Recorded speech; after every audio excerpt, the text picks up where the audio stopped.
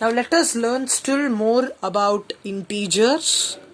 So in the previous class we have learnt about integers, positive value and negative value. We just learnt integers means there will be a line. In that line all the numbers will be represented like this, isn't it? All the right side will be containing positive value, all the left side will be containing negative value. So these are all called as negative integers and these are all called as positive integers. Now let us see simple addition and subtraction of the integers. If I ask what is 3 plus 5, what will be your answer? You will immediately say the answer is 8. Suppose if I ask what is 3 minus 5, what you will say? If you say the answer only 2, it is completely wrong. Why means, look here, 3 minus 5 is nothing but minus 2.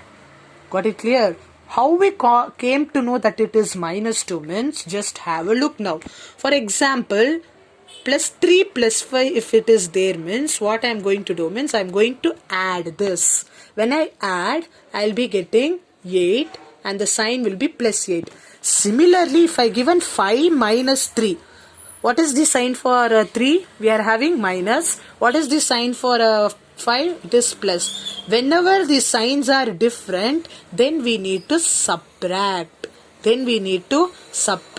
Subtract 5 and 3. From 5, 3 goes means the answer is 2. Now, after subtracting, our duty is to mention the sign before a number, whether it is plus or negative. How to check means, see the number 3 and 5. Which is the greatest number among these 3? 5. Is it? 5 is the greatest number. What sign a 5 is having? Plus. So whatever sign a greatest number is having, that sign only you should write it in our answer. Got it clear? So 3 plus 5 means it is 8. Whenever the signs are same, you need to add. Please don't write it in your classwork, just have a look. I repeat, whenever the signs are same, you should add. Whenever the signs are different, nothing means it is plus, no.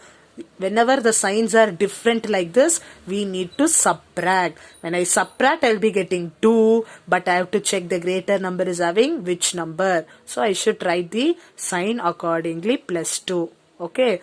But here you look, here since we are having same sign, I should write the answer also plus only.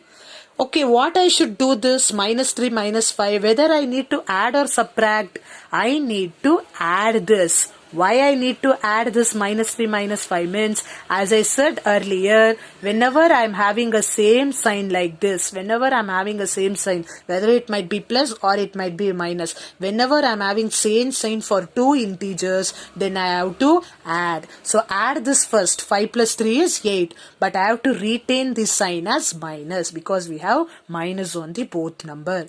Got it clear? Okay. Now if I write 3 minus 5, do I need to add or subtract? I need to subtract because here nothing means it is plus. Since the signs are different, I need to subtract. So when I subtract 5 from 3, I will be getting 2. But check for the greater number again. Greater number is having minus, so I will be writing minus 2. I hope everybody understood, isn't it? Remember guys, whenever we are having same sign, you need to add and you have to write the sign as it is. Look here. Same sign we have, so we need to add and get a value and retain the sign as it is. Whenever we have different sign like this, you need to subtract and you have to write the sign according to the greater number what it has been having.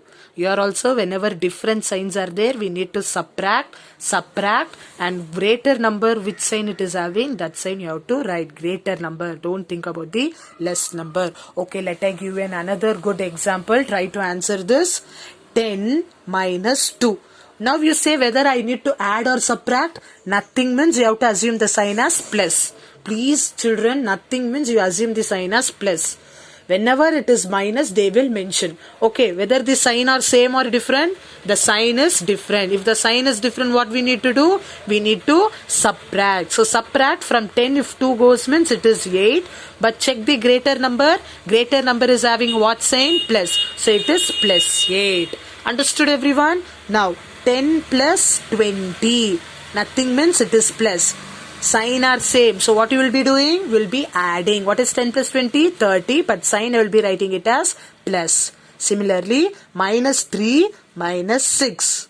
What I will be doing? Whether I will add or subtract? I need to add. Why I need to add? Whenever the signs are same, I need to add. When I add 6 plus 3, I will be getting 9. But I should write the sign as minus because minus sign is present in both the case. Last example, minus 2 plus 8. What I should do, children? Whether I need to subtract or add? I need to subtract. Why? Because the signs are different. So I will subtract and I will write 2. But check for greater number. Greater number is 10. 10 is having negative. So I will write negative 2 or minus 2. Everybody understood now how to add and subtract of two integers? Yes. Another you have to know another important thing, that is additive inverse. What is this additive inverse? Suppose if their question they have given, write the additive inverse for plus 10 means your answer should be the additive inverse for plus 10 is minus 10. See, you have to change the sign. This is what the additive inverse for plus 10. Can you guess what is the additive inverse for plus 9? The additive inverse is minus 9. You should just change the sign. Okay, what is the additive inverse of minus 100? Additive inverse of minus 100 is plus 100. Got it, everyone? Okay, lastly, I will say you and I will ask you another question. Can you say what is the additive inverse of minus 81? What is the additive inverse of minus 81? Additive inverse of minus 81 is plus 81. Understood now, everyone? Additive inverse means? Additive inverse means inverse of sign. When they give plus 9, the additive inverse will be minus 9. When they give minus 100, the additive inverse will be plus 100. Numbers will not get changed. Numbers will not get changed, but the signs will get changed in the additive inverse.